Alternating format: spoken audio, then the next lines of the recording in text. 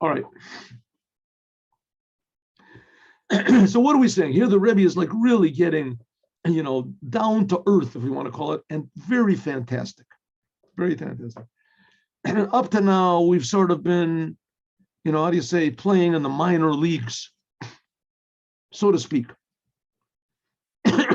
Like they have these video games, right? Video games. I know people that are addicted to video games, and they're really into video games, and there's wars, and they shoot, but really not doing anything.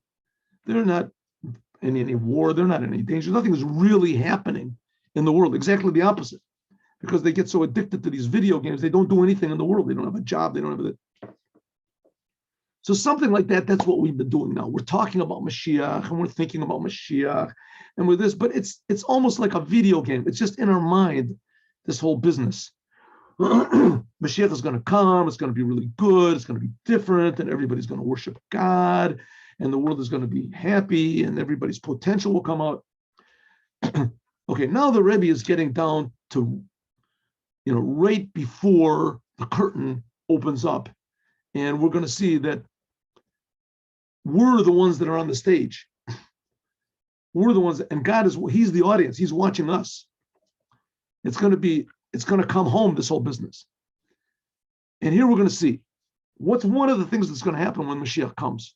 Right? Up to now, we've been learning all these goody things. Everybody's going to be good, and they're not going to worship idols, and everybody's going to be happy. That's good.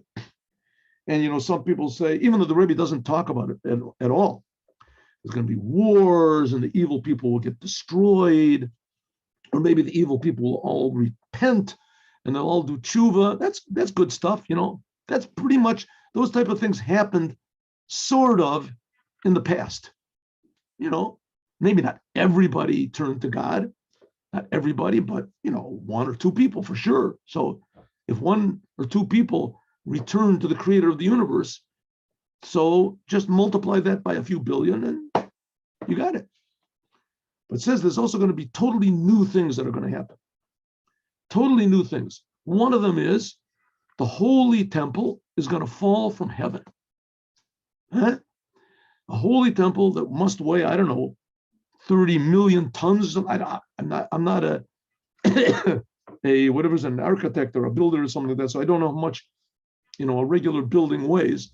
But let's say the holy temple is, 1/4 as big as the Empire State Building. Let's just say. So how much of that were divided by 4, and that's how much the holy temple is going to weigh. So it says the holy temple it's there. It's actually waiting in heaven. Radar has not detected it. Astronauts have not seen it. The satellites looking from this angle, from that angle, has not in any way perceived it, but it's there. And it's there and it's physical. The problem is we don't really know what physical is. It says even the dead are going to raise up. The dead are going to raise up. That's going to be a big thing. But like we say, the dead raising up, it's happened before. We learned in the prophet Ezekiel. It said that the prophet Ezekiel actually brought back to life 20,000 people that had died, 600 years earlier, something like that. Prophet Ezekiel was like near the end of the first temple. So it says that when the Jews left Egypt, there was a whole tribe of Ephraim. They tried to go to Israel after the whole thing with the spies. Anyway, they went to Israel against God's will, and they all died. And their bones are in the desert, and they're just bones. It's not just that somebody died on the operating table, and they buried him, and all of a sudden somebody came along, somebody knocked on the coffin. Let me out, hey. Let me out. How could it be? The guy's head was cut off. We saw it. He opened it up, and there he is. How did it happen? Oh, Elijah the prophet brought him back to life. Ezekiel brought him back to life. That'd be pretty good. That'd be pretty amazing, right? You got a whole religion that's based on one guy that claims that he brought somebody back to life. Here we have Ezekiel, the prophet, Yechezkel. He brought back to life 20,000 people, bones. They were just bones. It says all the bones were clattering. They lacked it. Look over there, it says. So, coming back to life, okay, that's a big miracle. Ain't no doubt about it. But there's going to be bigger miracles. And one of the bigger miracles is going to be that the holy temple is going to actually come down from heaven, where it is, a real building, right? It weighs who knows how many millions of tons, and it's going to come down into the physical world, and it's going to be in Jerusalem. It's going to happen. That's one of the basic. Some people say it's going to be built by the Jews, but nevertheless, we brought in the Talmud, in Sukkah, and the Zohar, and these other Kabbalistic books. But in the Talmud, it says that it's going to happen. So says the Rebbe, that's only the beginning. The fact of the matter is it says in the Talmud that God has a small, miniature, temporary temple that's going to be in Jerusalem. It's in Yechezkel. That's going to be outside of Jerusalem. I'm sorry. It's going to be outside of Jerusalem.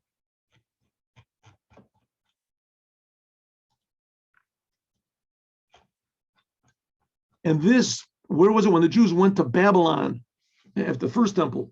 So it was there. Every place the Jews were, they always had this small temple, place of learning. Temple is sort of not a nice word, I think. I don't know where they got this idea of the temple. It's not called a temple. That's the way the Reformed Jews, by the way, they call their synagogues temples, because they wanted to say, Germany is good. That's our temple in Jerusalem. Right? They call it, we don't want to go to Israel with new temples. They denied the whole thing. But the fact is, I'll call it the holy house, but nobody will know what I'm talking about. So we'll call it the temple. Okay. So the temple is the holy temple, it says, is also in Babylon, Beit Rabbeinu Shabbat.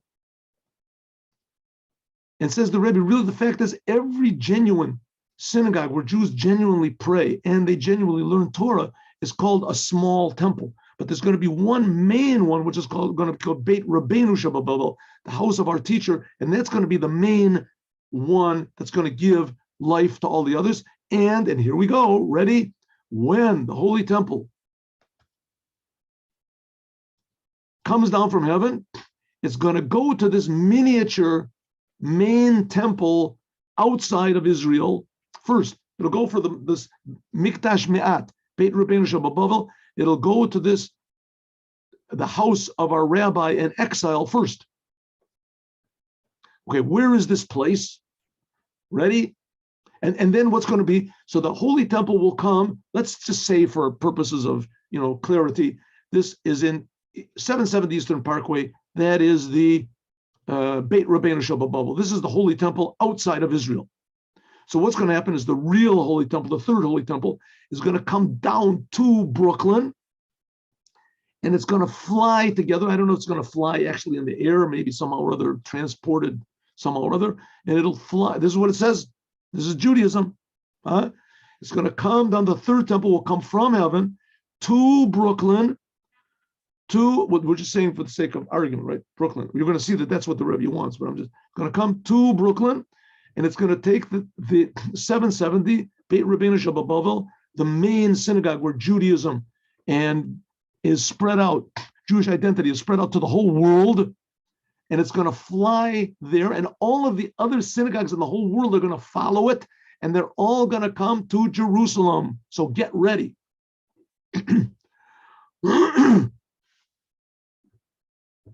Shabbat, in it will be revealed the future holy temple, and from there it's going to go to Jerusalem. That's what we just said. Okay, Alpisa, according to this, Yishlaber, we can explain what we said before. Beit Rabbeinu Shabbat, in our generation, this is the place where the previous Lubavitcher Rebbe set up his headquarters. That's 770 Eastern Parkway. The previous Lubavitcher Rebbe came to America in 1940, and right in after he was in the bombing of Warsaw. He came to 1940, and when he came, he was already paralyzed. He came in a wheelchair, and he just totally changed, to the consternation of a lot of Orthodox Jews, changed the whole face of Judaism in America. And he started sending out emissaries to the whole world. He sent, especially to Morocco and Tunisia. They're still there to this day. Tunisia and the Jarba and to Morocco, there was 3 big synagogues, 3 big centers of Chabad. They saved who knows how many Moroccan Jews from French influence. Ubehektem Pitkam Morichama. And so where did he do this from? From 770 Eastern Parkway in Brooklyn. That was his headquarters. Like the previous Rebbe said, Morichami, this means my teacher, my father-in-law. Onward, this is a picture, right? There's a picture over here. There he is, the previous Lubavitcher Rebbe Yosef Yitzchak. Straight here. Oh, there it is. There's a lot of pictures. You can look it up. Beautiful, beautiful man. Beautiful man. In my estimation, one of the most beautiful human beings that has ever lived. Just as, anyway. Terrible suffering. The communists, they put him into, they tried to kill him. He was sentenced to death. They put him into prison. Miraculously, they made it was a mix-up, and they didn't kill him, and they tortured him, they beat him, and he was in the bombing of Warsaw, and all I saw is Hasidim died. Okay. Anyway, he came to America. The last 10 years, the first 10 years of his life, basically was of his being a Rebbe. He was Rebbe for 30 years. The first 10 years was in communist Russia. The second 10 years was in Poland until the World War II started. And then the last 10 years of his life was in America. And when he went to America, shortly after he moved to this place, 770 Eastern Parkway. It was used for something else, and he bought it. It's a history. Anyway, that became the center of Chabad. Like the saying of the previous Rebbe, he said, 10 Golios, there were 10 exiles that were exiled Lubavitch. Says the same thing about the Beit HaMikdash, the Sanhedrin. The Sanhedrin went to different places, the Sanhedrin, but he used this in the same, that Lubavitch. What was it? First of all, the second Lubavitcher Rebbe, the second Rebbe of Chabad, he was the one who moved to the city Lubavitch. Lubavitch had already been a center of tzaddikim beforehand, but the second Lubavitcher Rebbe, the second Chabad Rebbe, that was Rebbe Dvar, as he moved into the city of Lubavitch, which is in like White Russia. That there was revealed Pnimis Torah according to the way it's understood, the inner side of the Torah, the way it's understood. The second Lubavitcher Rebbe, he was the one that really started explaining the ideas of the first Rebbe. The first we're learning the ideas of the first Rebbe, and in Torah or in Likutei Torah. And then after that, after several generations, as soon as World War I started, then it moved in the time of the fifth Rebbe to Rostov. It was in Lubavitch for like a little more than 100 years. Then it moved to Rostov. And Rostov, it moved to Petersburg. That was in the time of the previous Lubavitcher Rebbe. He was put into prison and he had to flee.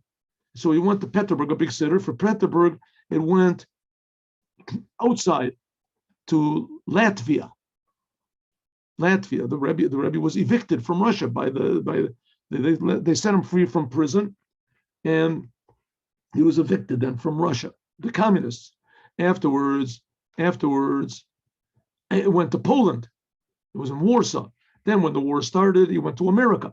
In America, he went to several places until finally the set place was Reit Rabbeinu, the Beit Knesset, Beit Midrash, the miracles of Lubavitch for 10 years.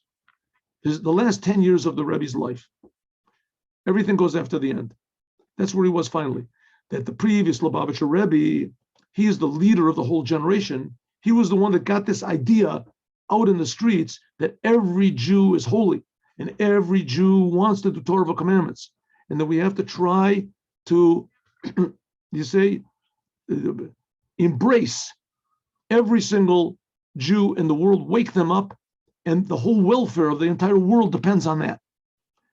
He was the one that brought this idea into the world. And even totally non-religious, even previous before that, a non-religious Jew was like, you just have to keep as far away from him as possible, so not to be influenced by him. And the Lubavitcher Rebbe said, no, exactly the opposite. We have to change the world, not worried about the world changing us.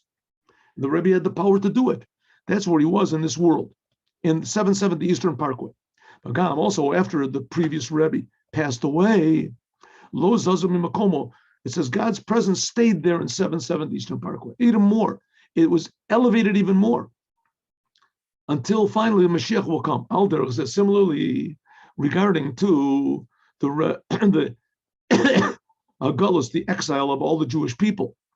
in our generation, they found the majority of the Jewish people are, and the majority of the Jewish people and the majority of the Jewish institutions, whatever they're called, in America.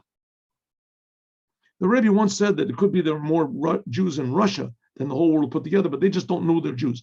The place where Jews know that they're Jews, the most of them are in America. Some people say that now there's more Jews living in Israel than before. I don't know. It could be. In any case, in New York, the Yeshlom, we can say that's one of the reasons why the previous Lubavitcher Rebbe lived his last 10 of his years in America. Why? Because that's where the majority of non-religious Jews are. The Esek Hafatzas HaTorah v'Yadus Hafatzas HaMayanos Chutza. That's why he spread out Judaism in America, because that's where the majority of non-religious Jews, and it could be that all the Jews, the majority of the Jews live together. I think it's almost coming close to the majority of Israelis live in America. You know how many Israelis there are? Go to the floor, there's packed Israelis. Okay. B'chol sha'aratzos asher bo shalom b'nei Israel. In Israel, in America, there's more Jews found than in any other place where the Jews are in exile. All by means, and he spread out Judaism by means of his pupils and his emissaries, and it's still going on, increasing and increasing. Even and since Shabakal Makom, right, and where the center of this whole business is 770 Eastern Parkway. Since the Makom Galui Yisrael, if those people that don't know, if you don't know, the Eastern Parkway is a street in Brooklyn. It's a big street in Brooklyn. And it has houses, they have addresses. One of the addresses is 770. 770 happens to be on the corner of this street called Kingston Eastern Parkway. And that's where the previous Lubavitcher Rebbe set up his headquarters. And since then, they increased the building, they built more, they widened it out. The downstairs is this huge auditorium, it's a synagogue.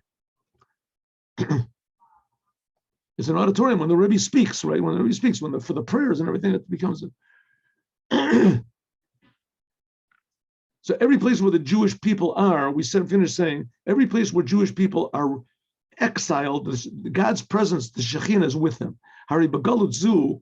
So if so, in this exile, that the majority of the Jewish people are together with the leader of our generation in America. So it must be that the Shekhinah is there in America. And in America itself, in Babel, the main concentration of Jews is in New York. But Beit Rabbeinu is, and in New York, the main concentration is in this Mikdash Me'at, in this little holy temple, namely where the previous Rebbe and the Rebbe set up their headquarters. This is like it says, Bekanishta the Hutzel, Bekanishta the Dasha, the Shaf, and Yasiv and Ardei. The Nasa Mikdash V'yesh Sham. It says that the holy temple went and it Vayeshev, it says Vayeshev Sham, and it's there. U'makam Mikdash B'Yerushalayim, in place of the holy temple in Jerusalem, temporarily while the Jews are in exile, it's settled there. Umimenu Nimshachas Hashoros, from there, where the holy temple is in exile, there's drawn down God's presence in all of the synagogues and all of the places of learning in the entire world. The Yeshlom, we can say the explanation is the Fiisha Dorzeh, because in this generation, this is the last generation of the exile and the first generation of the redemption, Messiah. We are completing, U'mishalmim, and we are finishing. Ma'asenu v'avodatenu, our deeds and our work for the whole entire 2,000 years that we've been in exile, Lasot me'eretz ha'amim, to make from the nations of the non-Jews, Eretz Yisrael, the land of Israel. Like it says, the land of Israel is going to spread out over the whole world. How? By means of the Torah and the commandments that the Jewish people do there when they are in exile. Even in the lowest places in the nations of the non-Jews, what they call the Chetzi Kadra Tachton, the half of the earth, half of the globe, the bottom half, the opposite side where the Torah was given. Right? The Torah was given in the land of Israel, and America is like on the other side of the world. Asher al yadei, by means of Allah's makom yoter tachton, by means of elevating this lowest place. This elevates also all the other places in the world. It's like a building. You put a lift under the bottom of it, it lifts the whole thing up. The Indian said, this is made, what's lifting up the whole world? Beit Rabbeinu, this temporary holy temple, which is outside of Israel, Shebechetzer, which is in the lowest, the half of the globe, which is opposite Israel. The lowest place, that from this lowest place, aura light goes out to the whole world. Lasot me'olam, to make the whole world ad she lepina hachi nidachas, to the lowest corner, to make the whole world into Eretz Yisrael, the land of Israel. Shazay and Winyan, that's the idea of what it says, Atidim Eretz Yisrael, that it says that in the future the land of Israel is going to spread B'kol ha'aratzot, in all of the world. Atidim Yerushalayim, and Jerusalem is going to spread out on all of Israel.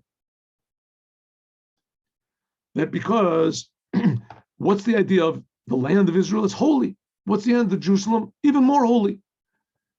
That the whole world is going to be holy, and the land of Israel is going to be even more holy. That every place there is in the world where there are places of learning and places of prayer, all is joined to the holy temple. By means in the total and true redemption by means of the Moshiach. And who is the Moshiach? The leader of the generation, who the Rebbe said that's the previous Lubavitcher Rebbe.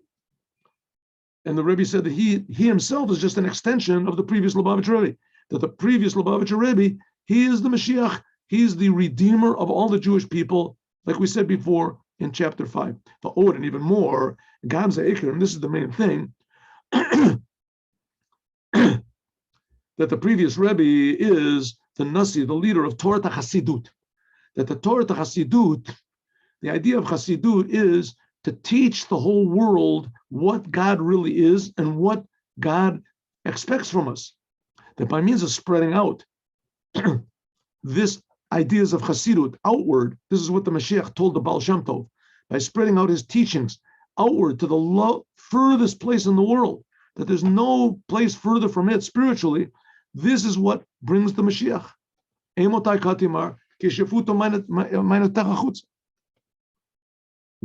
the Baal Shem Tov asked the Mashiach, when are you going to come? And he said, when your teachings are spread out to the furthest corner of the world. And those people don't know what God really is, how good, how close, how infinitely close and good God is. And therefore they get all these weird ideas about it's going to heaven, getting saved, and all these things. How infinitely loving God is. And that's what Chassidut teaches everyone. On the other hand, how infinitely potential, good we are. How much good we have in us. That's teaching each and every person what God expects from us and how he empowers us to do it. And according to this, to act good, to think good, to speak good, to feel good, like we said before, moving so it's understood, Gadol Ha'ila, the tremendous highness, if we say that this one house, this one place is like the holy temple, that it spreads out godliness even to the lowest places, it, so to speak, does something that even the holy temple can't do. The holy temple, when there was bad, when there was sins, the holy temple got destroyed. Here, this place, Beit Rabbeinu Shel Bavel, its purpose is to rectify and to fix and to heal and to enliven everything that the sins that the Jews did back then destroyed. This holy temple was destroyed because of the sins of the Jews. And the holy temple, and because the Jews just didn't have the right attitude. And now they have the right attitude. That's the idea of spreading out Chassidut.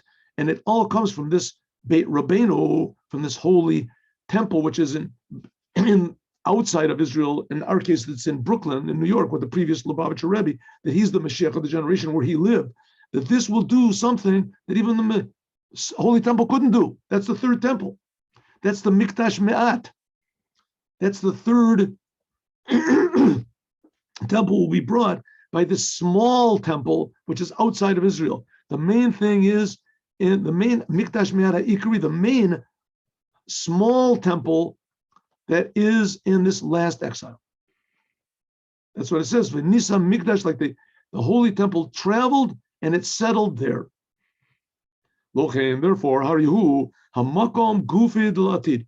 Hamakom Mikdash, therefore, it will be where the holy temple will come temporarily in the future. The third temple will come to Brooklyn first, and then it'll take all of the temples in the world, all the synagogues in the world and places of learning in the world, right? They'll all follow 770 to Israel. Huh? Pretty amazing. Not only that, but even more, that's where the third temple will be revealed. And from there, everything will go back to Jerusalem, like we said in. Says this, we can also learn the thing of the Beit Rabbeinu Shebabavel. The previous Lubavitcher Rebbe, his name was Yosef Yitzchak. Yosef means to gather together, and Yitzchak means happiness. That's the Moshiach. And that's the Beit Rabbeinu Shebabavel. That's the number 770.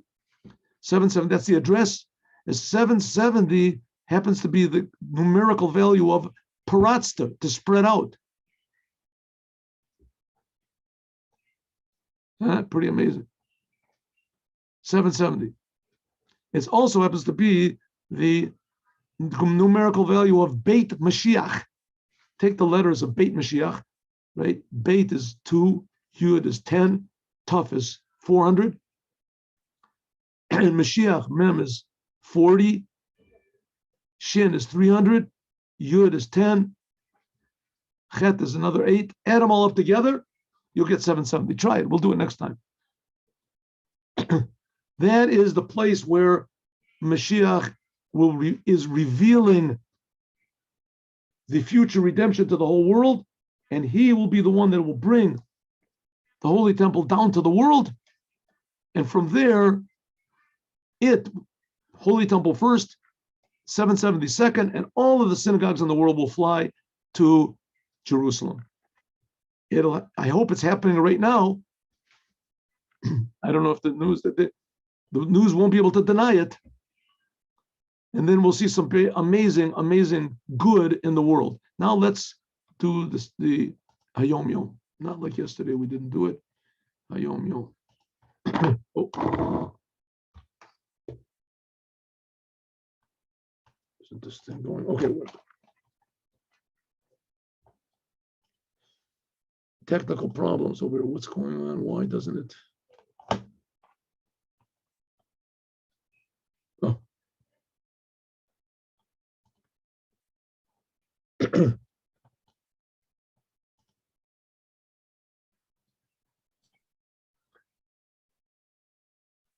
When you say l'chaim, right? Now Hasidim and Jews in general, they sometimes they'll take a little cup, of vodka or something like that, and they say l'chaim.